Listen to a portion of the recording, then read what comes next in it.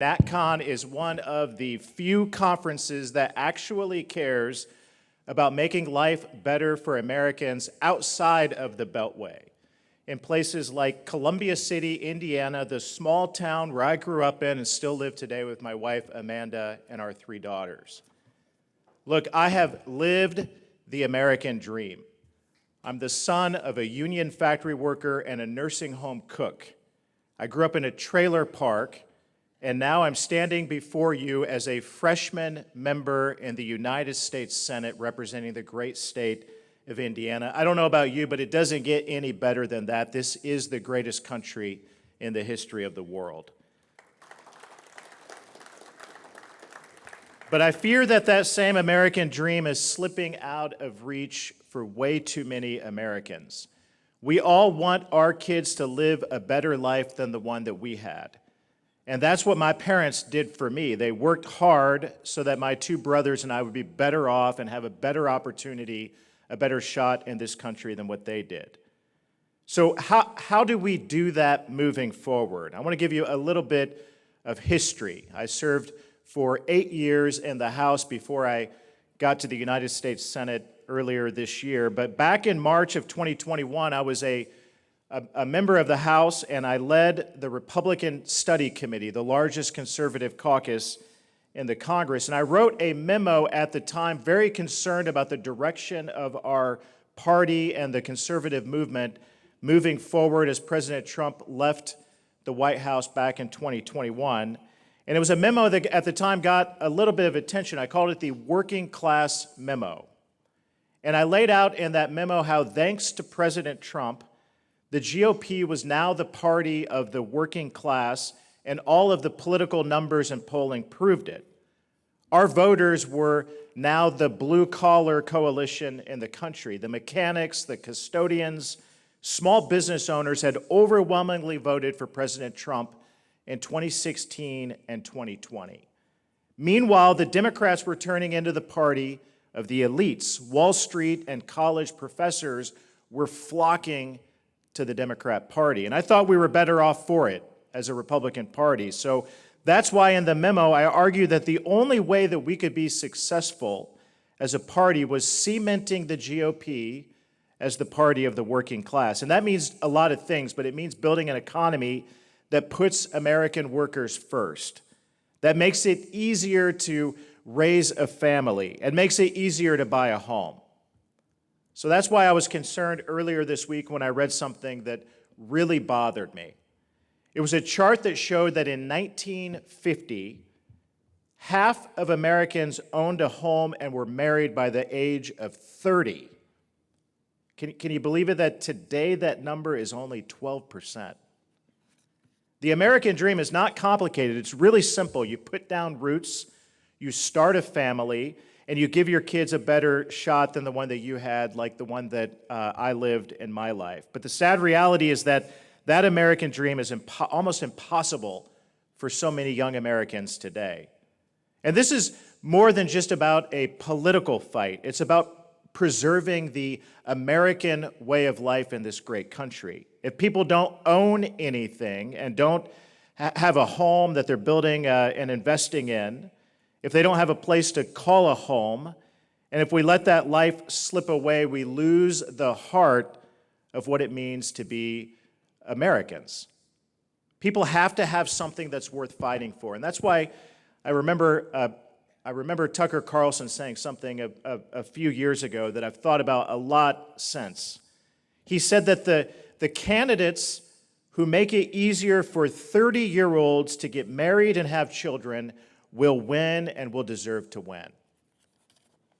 That's why it didn't shock me that a few months ago, watching in New York City, that a Democratic socialist won their party's nomination. And you can say what you want about the crazy left and people like AOC. She's really crazy. And this guy in New York as well. I mean, these are radical and crazy candidates on the far left, but they know that the status quo isn't working, and their message is resonating. The radical left has an uncanny ability to find the wrong solutions to the real problems that people are facing. And that's why Republicans have to learn from what's going on in New York City and from the radical left some of these important lessons. We cannot make the same mistakes that Joe Biden and the Democrats made on their watch over the last 4 years. Just as easily as we can win new voters in an election, we can lose them if we fail to deliver on our promises. And I'm actually very concerned about this at the beginning of this year with a new Congress and what we're working through in the Senate. The fact of the matter is that right now in America, it is too expensive for most young people to buy a home and start a family. Rising GDP and a soaring stock market are great, but real success is what ordinary people care about the most, is measured by the strength of our families and what we're passing on to the next generation. We have the chance to be the party that preserves the American dream for ordinary, everyday, hardworking people. And that's why I'm introducing legislation to stop companies like BlackRock from buying up homes that should belong to young families.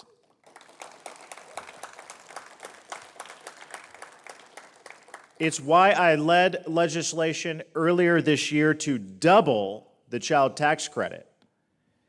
And it's why I proposed a plan to let working families who already receive government assistance for child care to have more flexibility in how they use it, instead of the government telling them how to raise their children.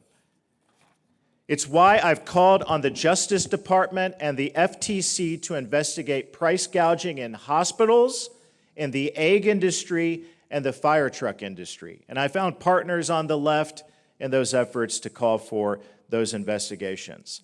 And it's why I wrote legislation before, and I'm introducing it again in the coming days, to stop hospital monopolies from driving up our families' health care cost.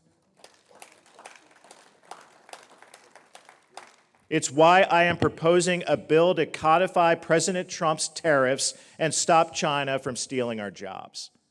And it's why I'm also calling for an overhaul of the H-1B visa program to stop tech companies from passing over American graduates to hire cheaper foreign workers.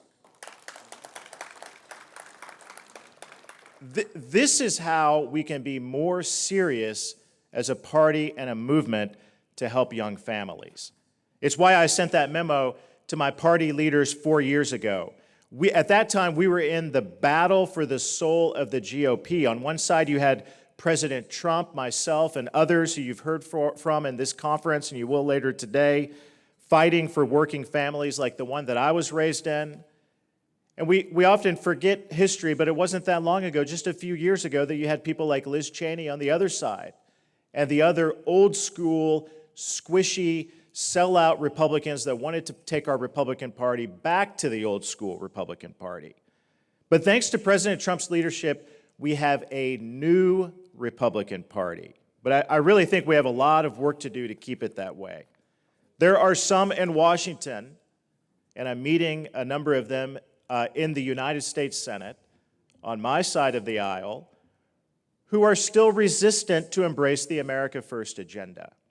They want us to keep spending tax dollars on NPR and woke foreign aid. They care more about sweetheart tax breaks for corporations than delivering tax cuts for working families. And there are way too many squishy Republicans still in Congress today who want to undo President Trump's tariffs.